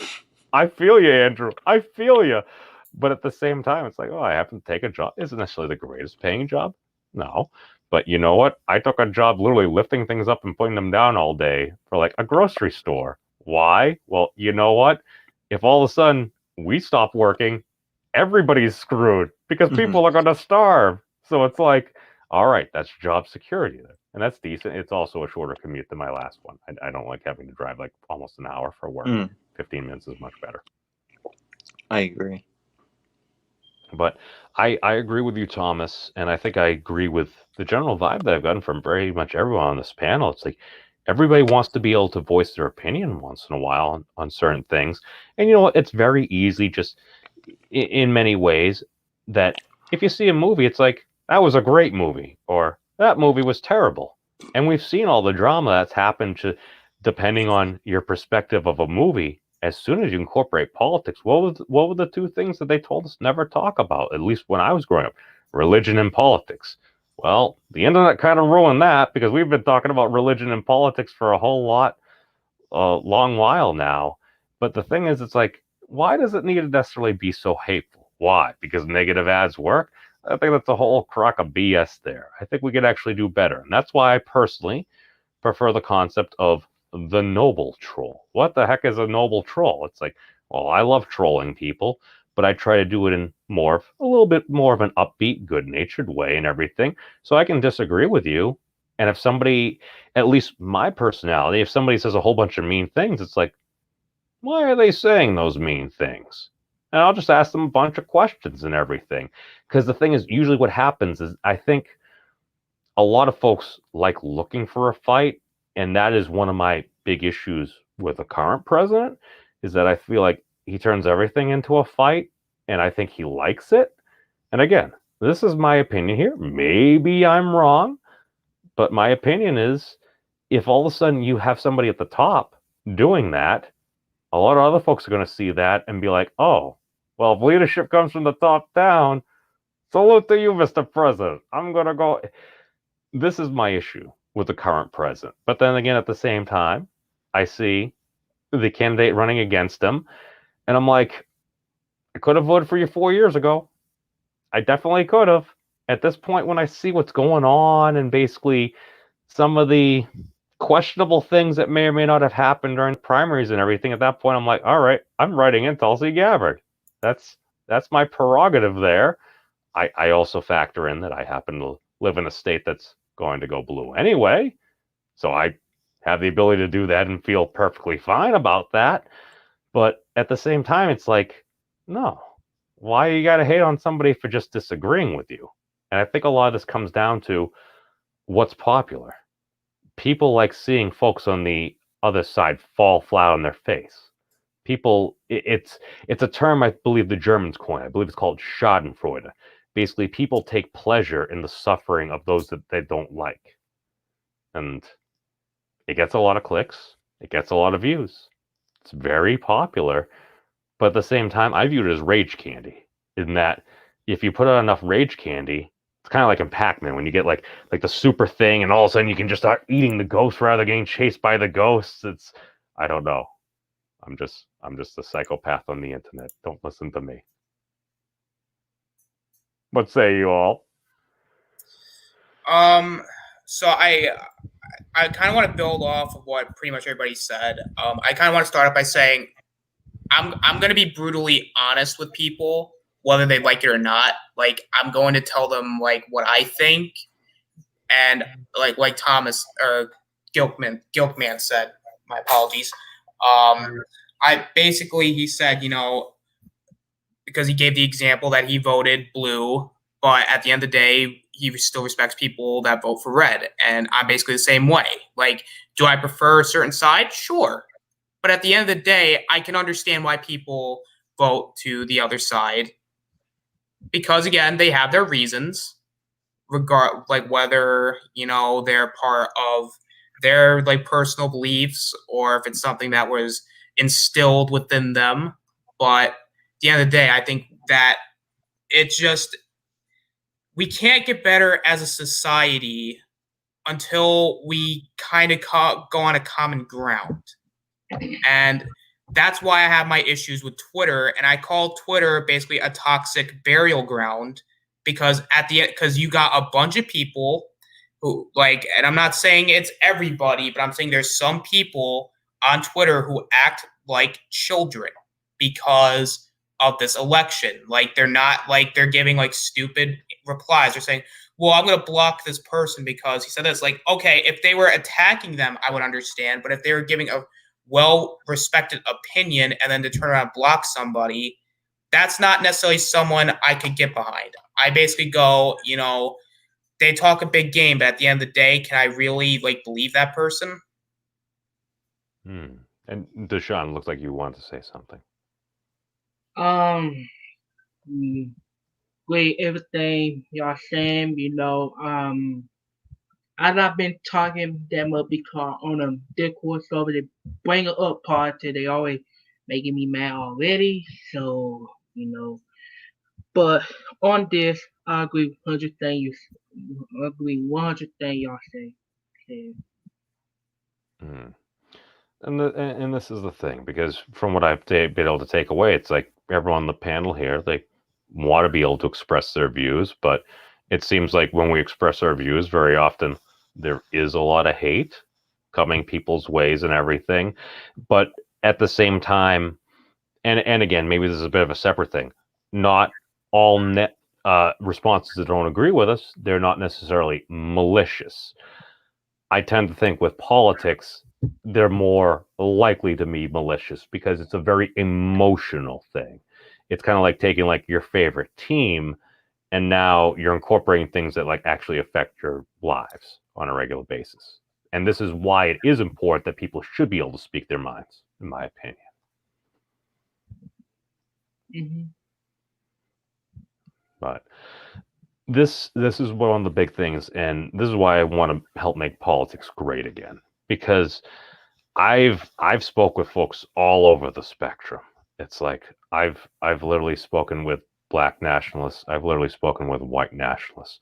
When you boil it all down from there and everything in between, most folks just want to live a good life and be left alone. Is that a lot to ask? But it's just with social media, you can now put out there whatever you want, for better or worse. And I think the solution to a lot of negative speech is better speech. So that's why if somebody is going to be malicious, it's like, okay, you know what? You have the freedom of speech to say something that's mean and rude. I can use my free speech to counteract your speech. And that's why when I start seeing folks kind of just going out of their way and just being hateful, I'm just like, okay, so what's going on with that? It's like, why are you saying that? It's like, you can have a conversation with me. Because especially when folks that maybe when it comes to politics, they're not paying attention to everything because people got like lives and stuff like that. And to be fair, it's like even before I kind of got on this kick, I was paying more attention to Ark Survival Evolved and stuff. We were busy like freaking like, I don't know, catching and training dinosaurs to ride and build crazy bases and stuff like that. It was beautiful. We built like a Death Star base on like server 438 or something. Like, oh man, we had some battles there. And my Spinosaurus named Bubbles was murdered. That was when we really kicked our butts into gear and we built an amazing base and basically took over the server. Like, that was fun and everything. But if I'm spending my time playing that, I'm not going to pay attention to all the Senate races, this, that, and the other thing. It's like, I want to pay attention to my game because my game is fun. Some folks find politics fun, but I think a lot of it ends up, unfortunately, devolving into, I just want to destroy the other side because of the lulz or whatever. And I don't think that's the most productive thing. Again, just some dude's opinion on the internet. But I don't know. Does anybody have a generalized prediction, or what do we generally think is going to happen? Or does anybody overly care?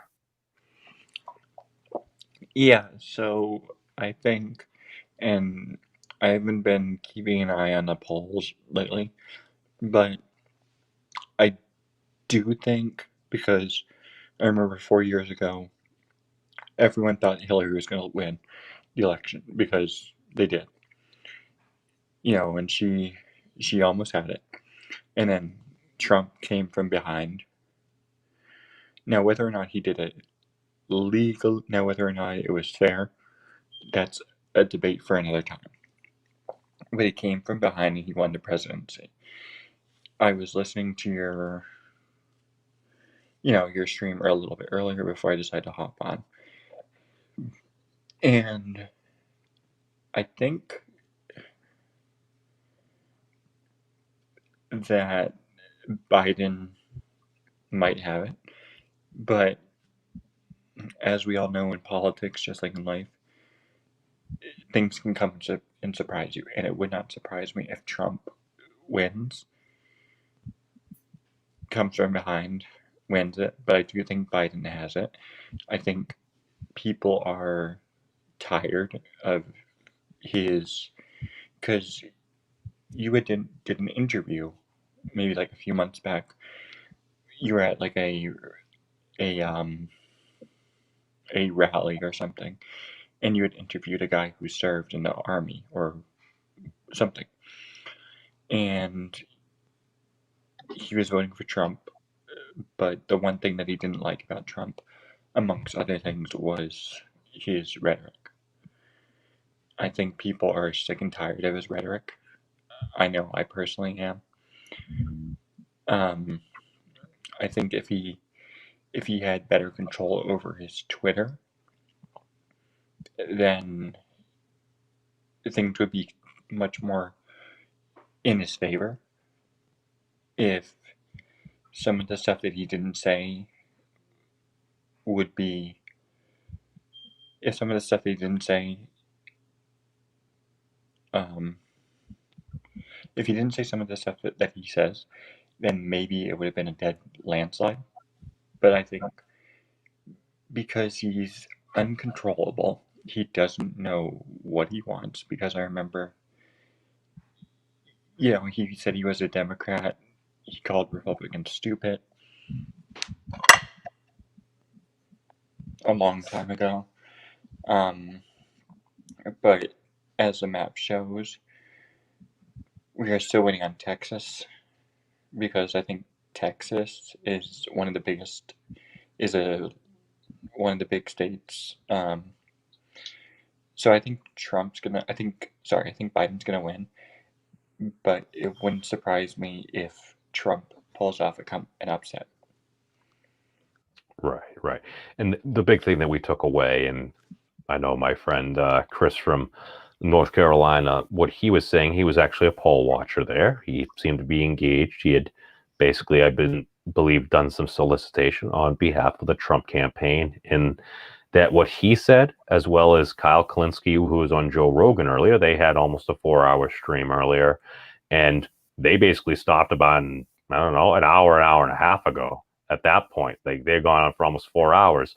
And what he basically said towards the end of the stream was basically what he and many other folks had said earlier on through the night. It's like, we're not going to know tonight, just because there's still millions of mail-in ballots that some have been counted, and others, they literally just start counting them after the polls close. So at least on the East Coast here, a lot of the polls closed about 5 hours ago. And on the West Coast, that means they only closed like a couple hours ago. So if they're only starting to count now, like he said, it's probably going to be a few days before you actually start sorting through all those millions of ballots there. Texas there, my big thing is Joe Biden, and there was that incident where basically the Biden-Harris bus was surrounded by a number of folks that, at least what it appeared to be, were supporting the president.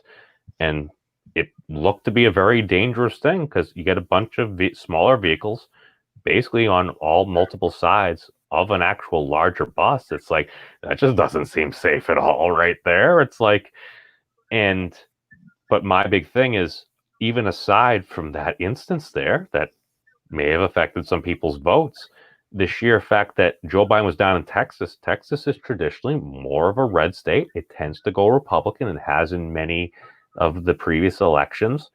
The sheer fact that he's down there meant that, okay, maybe they were considering he could potentially win. As we can see right now, President Trump is still up by a little under 700,000 votes. But when we delve into the map, and this is basically what CNN does, and this is one of the reasons why I come here, because I do think they have some of the best interactive tools. The ones they actually have on the program are a bit better, but you know what? Hey, beggars can't be choosers. So, but if we go here, you still got, oh, I'm going the wrong way. I am noob. Hear me roar. But if we go down here, okay, you got Houston there. All right, so you got most of that in. It's a good number of folks there. The other surrounding counties, you got 89%, a few 100,000. Austin is typically a very blue area. You still got about 90,000 in. Depending on the mail-in votes, you got El Paso there, and yeah. But still, a lot of these smaller counties, the more rural counties, they tend to go Republican. Because if you just look at this, Texas, you just look at that. What do you think? It's like, oh, it looks like it's going to go Republican. But the reason why this is so complex is a lot of these areas that tend to lean more blue. Now, you got basically about a 20-point gap there. And this is Bexar. That's a lot of votes there. Now, you're talking an area where there's probably a little under 1 million people that will have voted.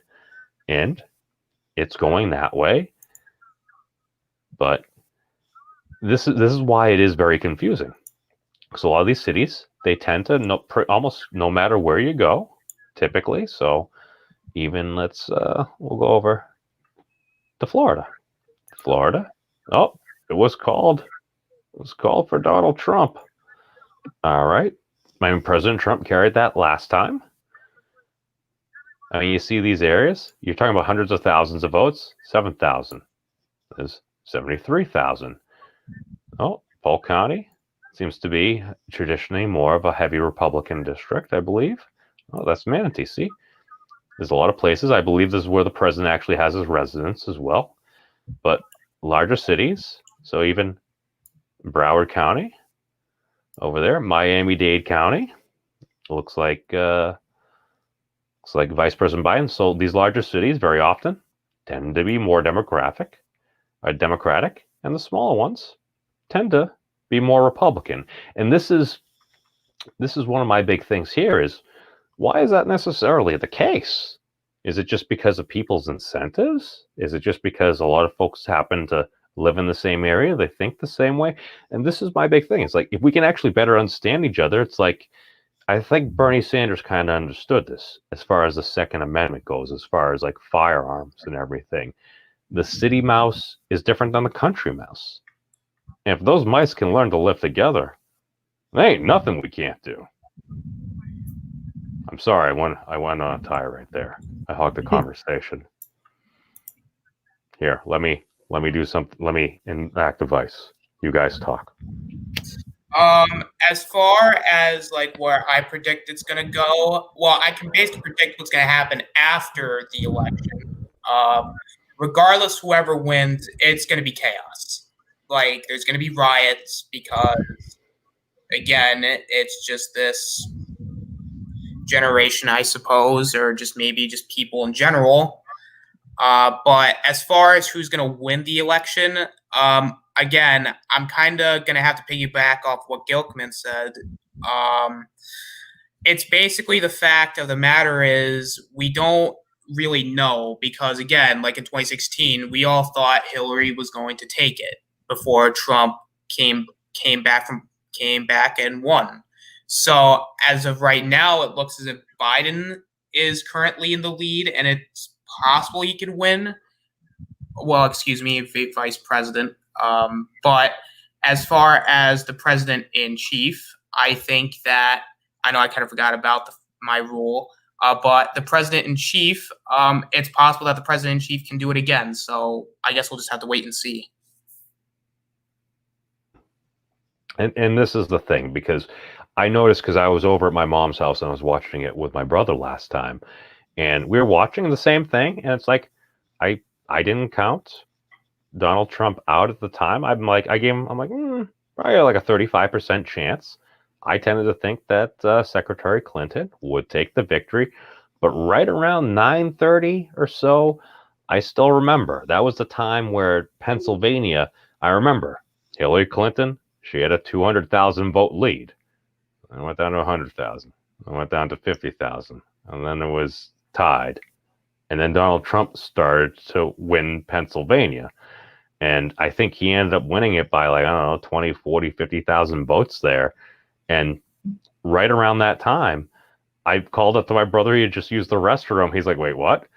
And all of a sudden, we watched as that came in. He won Pennsylvania. And then basically it just built up there, became harder and harder. And then when you played it all out, he ended up becoming president. And that's the thing. People do remember that, and people are being more moderated, because I think part of the issue and what we've seen over the last 4 years comes from the sheer fact that so many people were so convinced that Secretary Clinton was going to be the next president of these United States that when that didn't happen, they expected one thing. The result was so different that it was shocking to people. And it was just a shared traumatic emotional moment that I think this explains why so many folks, they seem to have like such this hate and vitriol towards the president. Now, he doesn't necessarily help himself with that, being our troll in chief on the internet. He is our first internet troll president, in my opinion. And that exacerbates things, because a lot of folks that are on platforms that tend to be a bit more blue, let's say, it drives him mad. And he seems to rub it in their faces, and I'm pretty sure he enjoys it. Again, just my opinion. I don't know what's in another person's head nor heart, but I think this drives a lot of animosity, and the sheer fact that, again, one of the reasons why I listed why a number of folks would vote for Vice President Biden was that he's not Donald Trump. So, I don't know. Any other comments? Anything? Anybody want to get anything off their chest? Anybody have anything good to eat today? Well, I wouldn't say I had like the greatest stuff to eat, but I will say this though. I think that as far as this, because again, I'll just say again what you said, and I'll kind of reiterate what I said, is that we can't really count anything out, because even like, and I'm gonna use like examples like in Hollywood, we're seeing stuff that we wouldn't have seen like years ago. So we live now in a time where anything can happen. So, and like I said, it was proven in 2016 what happened. So I guess as far as just this election goes, we already know what the aftermath is going to be, but as far as how we get there is what's intriguing about it. Well, this is the thing, and basically we pretty much knew the results last time, probably right around like 11 o'clock. Actually, I think the Associated Press, they called it a little bit after midnight, because I remember we'd swap between CNN and Fox News a bit there, and basically at one point Megyn Kelly's like, oh, the AP's calling. And the Associated Press, typically very reliable as far as a lot of the major news outlets go, they were correct. And even she pointed out, it's like, oh, what happened to Trump TV? Was it supposed to be competing with Fox News as a conservative news network? And I just remember there was this one photo. Hold on, let me see if we could find it. It was right around 9:30 or so when Pennsylvania was changing, and you saw a picture of the president with his family, and he's sitting there, and the look on his face. Again, I know not what dwells in another person's head nor heart, but in my opinion, what I thought at the time was, he's like, oh crap, I might actually have to do this now. I'm not sure he necessarily expected to win. I don't know this. This is pure speculation. I'm not sure he could ever even admit it. But here's the thing. What happens when your consolation prize, rather than making $1 billion news network, is you become president? I don't know. It just... even up until so many weeks before, he had spent about $100 million. And I remember, I think it was a CNN reporter that asked, it's like, Mr. Trump, our are you willing to spend more money? And he didn't give him a straight answer. And they kind of cornered him, and then he loaned his campaign another $20 million. I'm like, I don't know. Did you just goad him into spending $20 million that may have actually won him the election? I don't know. Again, this is pure speculation on my part. I don't know, Disham, did you have something to add? Yeah. So. Oh, sorry. Oh Oh. no! Don't be sorry. Okay. So one of the other predictions I think, and it's something I've been thinking about because President Trump has consistently said that if Vice President Biden wins, he will not accept the results. I think he's said that a few times. He's gone on record, but then he's gone back on his record. He's gone. So I think if President Biden wins, if Vice President Biden wins, President Trump will not go silently. He will bring his lawyers in or something or another. And that is one of the things that scares me about President Trump, is that he is very unpredictable. He's very unpredictable. And I think that's what scares me the most about him, is that we don't know what's gonna happen if Vice President Biden wins the election. Will Trump accept the results? Does he have like an ace up his sleeve? And because, correct me if I'm wrong, but we have never had a president, apart from President Trump, who has said that they won't accept the election results. In 2000 with Bush versus Gore, we didn't necessarily have that. Neither said that, but then again, it basically came down to Florida and just only so many votes, and basically that played itself out through the court system as well. So nobody necessarily, I believe that Mr. Gore, Vice President Gore at the time, I believe he was considering doing that, but basically they held off. But you are correct that I don't think any candidate beforehand that said, basically, if it looks like you lost the election, that you're not going to go. My gut reaction is I think a lot of that is bluster, because I think a lot of things have shown that the president will talk a big game very often, but if he's going to violate the Constitution or do something that's inherently illegal, he quickly will back up from that as well. And unfortunately, a lot of this bluster, especially when you're the leader of the free world, people respond to that because, again, I believe, and again, I could be wrong about this, but I think at one point when we did start seeing like businesses being burned down to the ground, and we did start seeing a good amount of rioting as well in a lot of these different cities, I believe the president said something about potentially deploying the military with bayonets. Because I remember literally hearing folks that may have gone to some of these protests and stuff literally saying, the president's saying he's going to send out soldiers with bayonets. What is that supposed to, how are people supposed to take that, man? And I think that fed in to a lot of these other folks saying, it's like, I'm going to stand up against this. It's like, this seems like a fascist to me. I'm going to stand against that. And I can understand it. And a lot of folks say, well, he didn't do that. It's like, yeah, but you got the leader of the free world literally saying that. It's like, your words carry weight, Mr. President.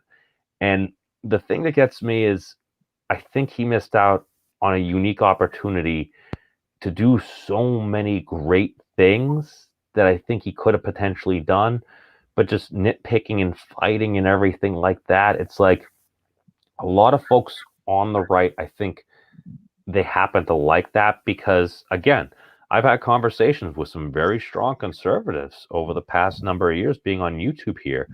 And what they would complain about, it's like, oh, you Democrats, oh, you lefties and stuff going through the court, this and that. And I sit back and I'm like, so what you're saying is Democrats fought tooth and nail for things that they believed in. And your side ended up not fighting as hard. Okay. Well, now you have somebody on your side that is a fighter, as viewed by many conservatives. And you know what? I think that's refreshing to them. However, the way he's going about it, it's like President Reagan, again, I don't really remember President Reagan. I was very young at the time. He would use a lot of wit, because in one of the debates he said, because people were criticizing him over his age, his opponent was much younger than him. And so what he did is he turned it into a joke. He's like, I know age has been a topic of interest during this campaign, and I refuse to exploit my opponent's youth and inexperience. He turned it into a joke. He's basically saying, yeah, I'm an older dude, but you know what? You're young and inexperienced. And that was a legendary quip. And it was highly effective. But when you start getting things like, it's like, yeah, because you'd be in jail. It's like, oh yeah, that gets a pop from the crowd and stuff like that. Yeah, that gets people cheering and stuff, but that just delves into Schadenfreude. It's like, yeah, we want to see bad things happen to people we don't like. That's Deshaun. I think maybe you wanted to say something a few minutes ago. I'm sorry.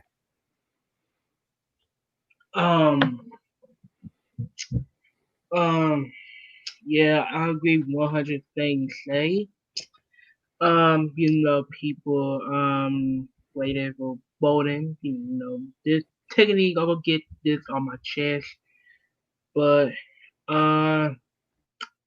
when Hillary, when going back to 2016, Hillary Clinton, she wasn't need, and Trump supplied him wrong. I was shocked about that. Because I never got they got into politics back then. I never liked politics back then.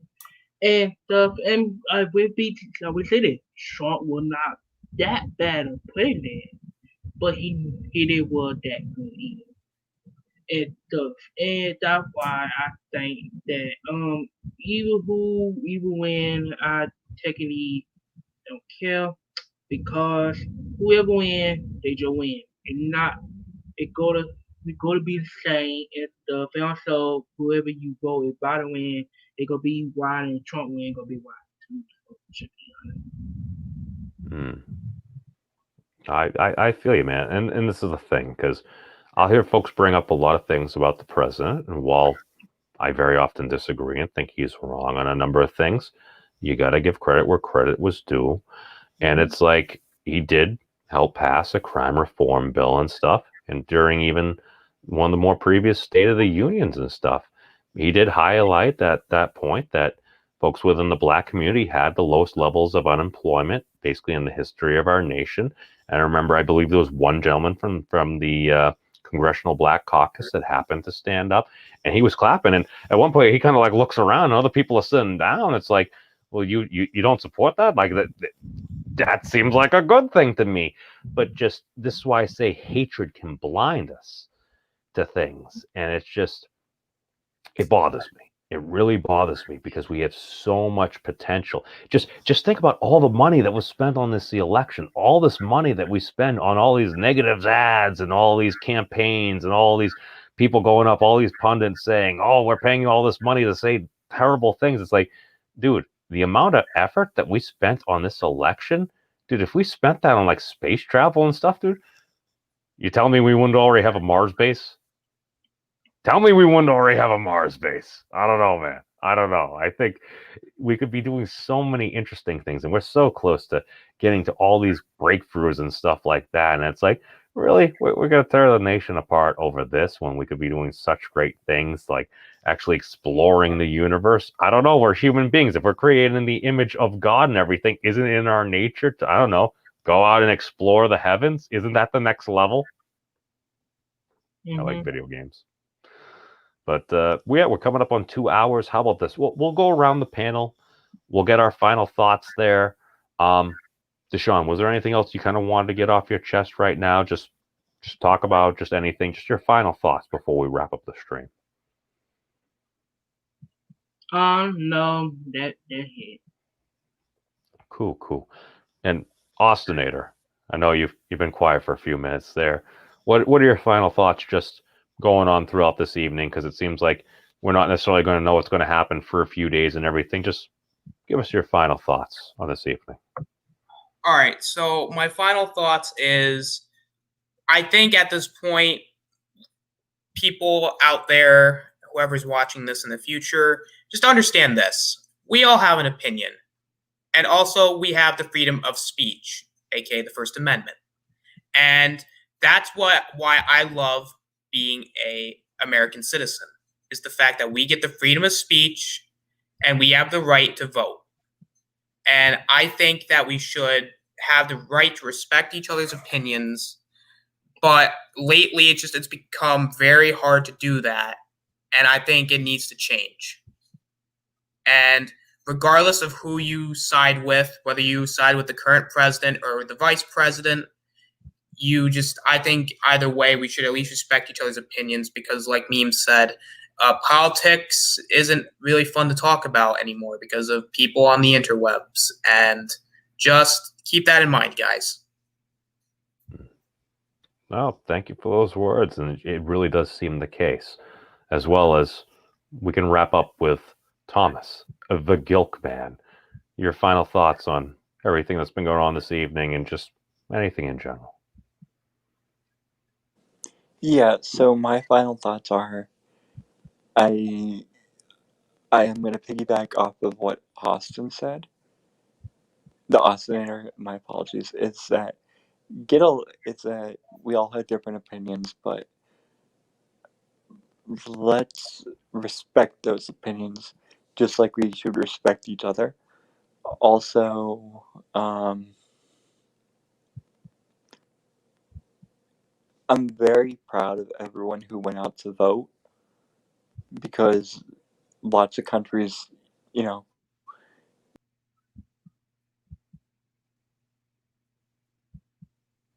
Oh, either Thomas's battery just died or maybe he hit the wrong thing. We'll see. We'll see if he Wow, he was literally in an epic speech. Why is Siri listening to me? This is very creepy here. Oh, geez.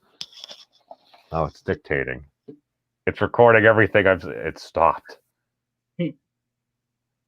Nobody's totally listening to us. Oh, boy. Oh God, I'm gonna start to get all the ads now. It's like Thomas the Train Engine, this, that, and the other thing. It's like the marketing is very good. See, that's how I think we could pay for UBI or something like that. It's like they're going to take all this metadata for us, and this is valuable. It's like, oh, why don't we have the right to our own data? It's like, if this is valuable, if you're going to take all our data, let us opt into it. Just pay us part of the money. Absolutely. That's my big thing. It's like, okay, my solution, and again, I was running for president of this Internet of Stuff and Things. I had some campaign blunders, but if I was president of this Internet of Stuff and Things, it's like, okay, Facebook gets like $28 to like $35 a month. You give us at least half. It's like, okay, maybe if we're already giving away our data anyway, make it so people have to opt in. Facebook, if they're collecting my data, I'll take $20 a month from Facebook. I don't know if Twitter wants to get money. It's like, I'm pretty sure if we did that with enough social media and things on the internet, we could probably wrangle together, even at just like half or so, a few $100 a month for pretty much everybody in this. If it's worth money, people should have the right to their own data. I'm like, I don't know. This seems like a solution that we could actually apply. So it's like, you opt in, you get something that's valuable, that's our metadata, we get cash. That sounds like a win-win to me. I don't know. I'm just a ranting lunatic. No, I agree. I feel like it's just more under the mindset of, I'll give you this, but I want this in return, because the opt-in thing, it's just, I agree. I just think that we should at least be getting something in return if we're going to do that. Right. And unfortunately, I think the way the system is kind of set up, the reason it isn't like that, just because, well, we signed the terms of service, because we all know everybody reads the terms of service. I still remember when the terms of service for an Apple thing was only about 100 pages. I read like 38 pages through it. I'm like, all right, you have no rights. You have no rights. We has all the rights. I'm like, oh, this seems unconscionable to me. Again, I'm not a lawyer or something, but I'm like, this is where Congress would have to come in, propose some legislation, and I do think we can actually fix it and make it better or more fair, because people are concerned about their privacy. So folks don't want their data used. Let them choose that.